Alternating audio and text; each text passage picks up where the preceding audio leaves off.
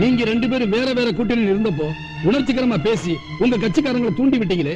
எத்தனை பேர் ஒருத்தருக்கு ஒருத்தர் குத்திக்கிட்டு சத்தாங்க தெரியுமா? எத்தனை குடிசைகளை தீ வச்சு கொடுத்தாங்க தெரியுமா? அந்த கருகி சத்தவனோட பொண்டாட்டி தான் இந்த பொண்ணு.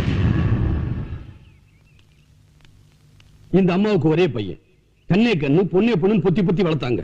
நீங்க தூண்டி விட்டதுனால இப்ப பையனை இழந்துட்டு தனியா தவிக்கிறாங்க. அந்த சாவோட வாசம் கூட இன்னும் போகல. அதுக்குள்ள நீங்க என்னடா இடைத்தேர்தல் ரெண்டு பேர் கையை கொத்து விடுங்க நிக்கிறீங்க. வெக்கமா இல்ல? உங்களுக்காக எவ்வளவு பணம் விழுந்ததுன்னு கவலைப்படாம எவ்வளவு பணம் பணம்னு கணக்கு போட்டுக்கிட்டு நீங்க கூட்டணியை மாத்திக்கிட்டீங்க. ஆனா இவங்க வேதனையை மாத்த உங்களால முடியுமா?